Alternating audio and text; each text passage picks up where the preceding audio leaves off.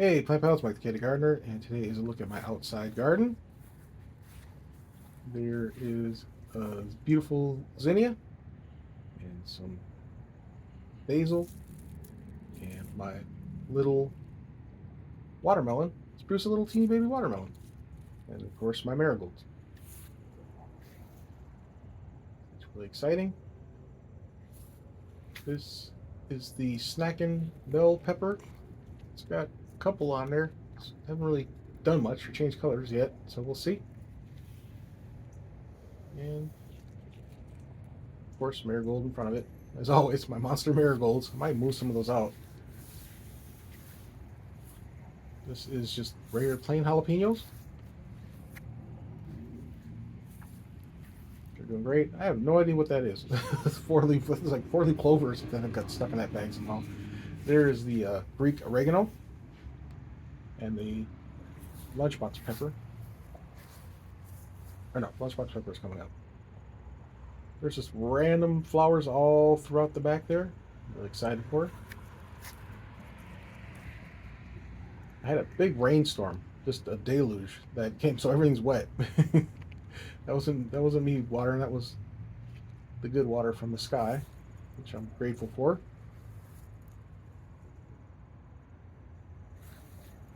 So right there is my sage, and this is the orange lunchbox.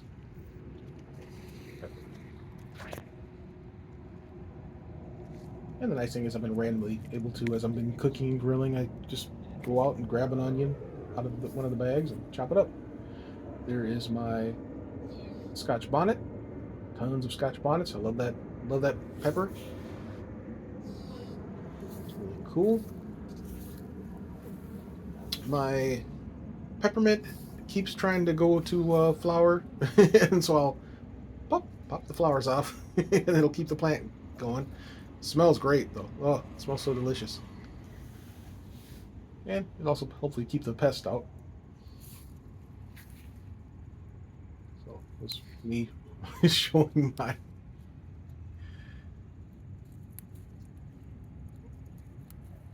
taking off the, and then we'll, like every once in a while we'll stop and smell the mint.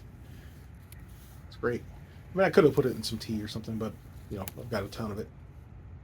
I am going to start harvesting a bunch of it. Now that it's a healthy, established plant, I'm going to harvest a ton off of it and dehydrate it.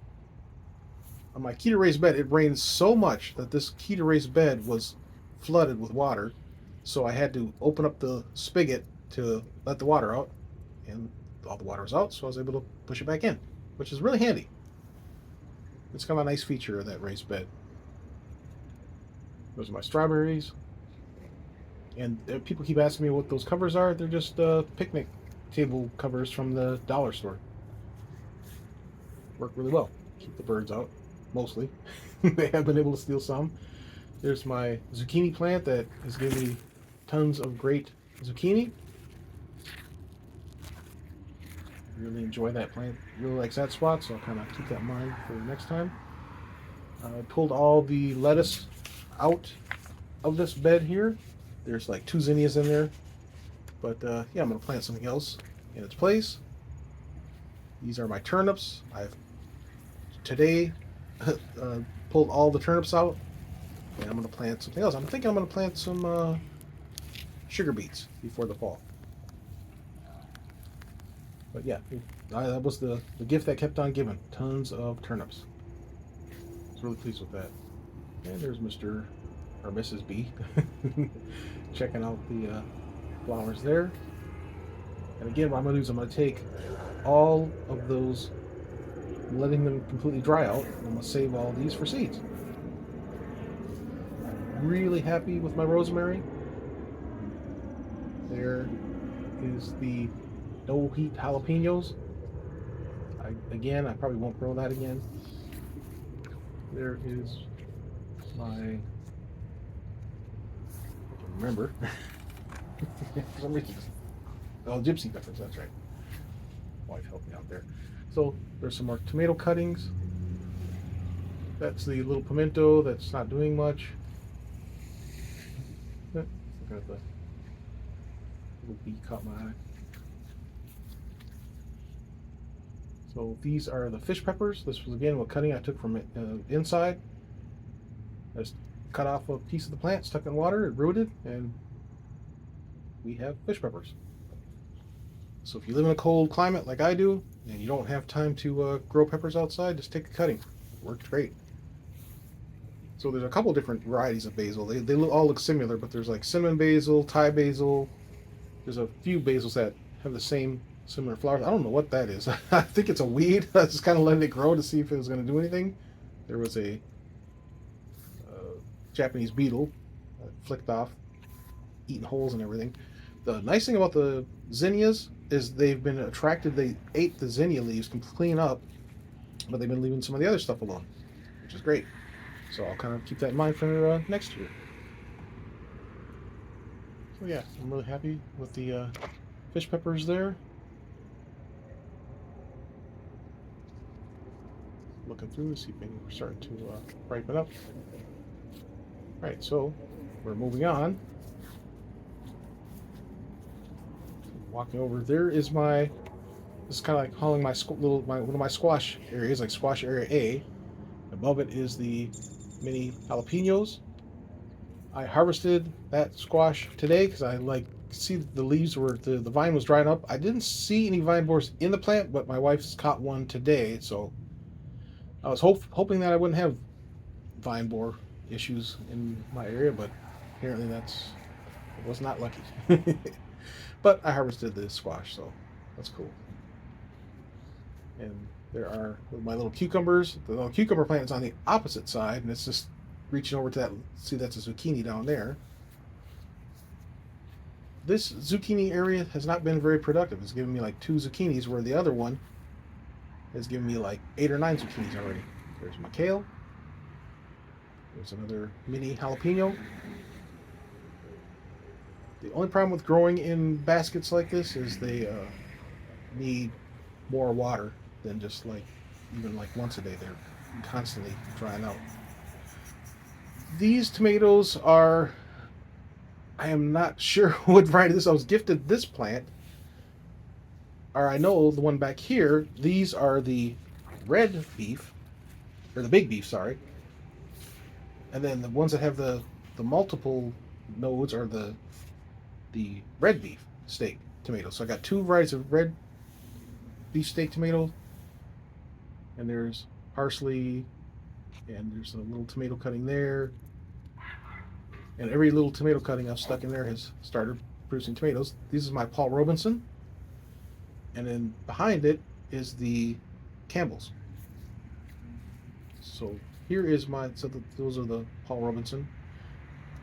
Here is my carrot bed. I just harvested every carrot out of there. They were tiny but tasty.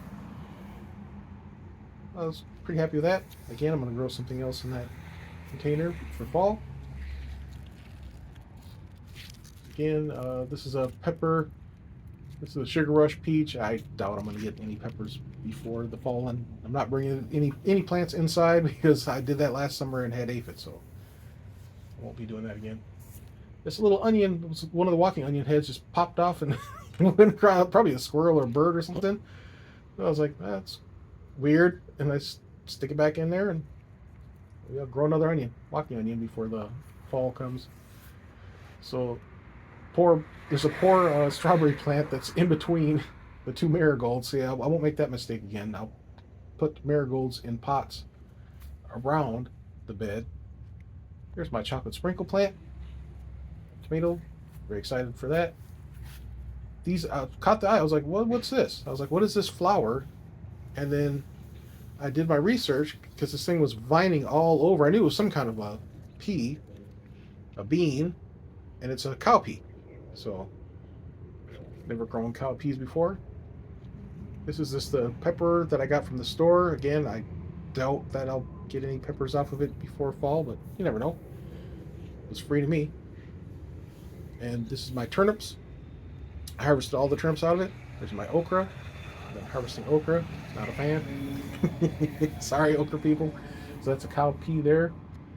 And my corn. These are my orange spice jalapenos. I'm hoping there's flowers on it now, so I'm hoping I get some peppers before fall. There's another okra plant. I've not gotten okra off that yet. See all the beautiful cowpea flowers. There's my corn. I always say there's like 12 ears of corn or so in there, and it's tall. It's even taller now today than it was when I filmed this. So it's probably about 10 feet tall. So first time growing corn, I'm pretty happy with that. And watch next year, I'll just get like a foot tall. You know, the beginner's luck of corn, and then the next time I'm expecting it. These are Roma tomatoes. Love Romas. I know I say that every video, but it's true. There is my little orange hat and strawberry. That strawberry plant's pretty much dead. This is my kombucha squash, my favorite variety squash, and right here is the candy Georgia candy roaster squash, and they're huge. It's a really prolific squash. It's kind of wrapped around everything. So next time I'll know to kind of put it by itself and put like some kind of something trellis, something for it to climb up and go nuts with. So there's one. I thought I had 4 on here, but now I only see 2. So hopefully, hopefully the squirrels or something didn't take it. But the 2 I've got left are huge. So as long as they leave those 2 alone, I'll be happy. My Tigger melon, I had little Tigger melons on there, but they're gone. It's gone. So I don't know what happened to that. There's a mushroom growing in there. So I successfully grew mushrooms in that pot. So we'll see. And then you can see the candy roaster leaves are just covering everything. Huge. They're like elephant ear plant. So yeah, they're all kind of traveling over around each other. So here is my big Georgia candy roaster. I think it's huge. I'm really excited for that. I'll wait for that to get to brightness, and then it's just showing how the one vine will wrap around the other one and choke it out. Kind of crazy. So speaking of choking out, this is my Thunderdome bed again, the other side, and like I said, the cowpea is just. The nice thing about the cowpea being here is it supported the corn. So we've had some crazy high winds, and nothing's got blown over because. So the Three Sister method clearly does work, except for I didn't get squash. So for me, the 3 sisters that worked for me were the corn, the beans, and the okra. All kind of supported each other and kept each other supported and happy. So I'm getting about 2 or 3 okra every day off these plants. Again, not a fan. I tried to snap this okra off because normally I just combine, I'll just pull down and it comes right off. This one was fighting me, so I was trying to twist it. I have no thumbnails, so I couldn't. It was like the epic battle just to get this thing that I don't really like that much off to eat. So eventually I stopped. Let's see here. How impatient I got. Reached in my pocket. Grab a pocket knife. I was trying to hold the phone and cut at the same time.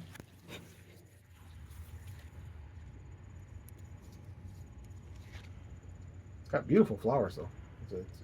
It's one of those plants that's gorgeous to grow, but I don't know if I'll grow it again. Like I said, wasn't a huge fan of the okra. I tried grilling it. It was all right. Just, again, grow things that you thoroughly enjoy. So if you love tomatoes, grow more tomatoes. Don't waste your energy growing something that you're not going to love. All right, so this is the other side of my tomato bed. There's, like I said, everywhere I put the little cuttings, there's micro dwarf tomatoes and cherry tomatoes. And I was in here looking for anything that's blushing. They are starting to blush. All right, So that's pretty much it for today. I have a teeny little harvest that I put on my grill there. There's the okra, there's the cucumber and the bean, and a couple of tomatoes. And I've had much more since. Have a great day.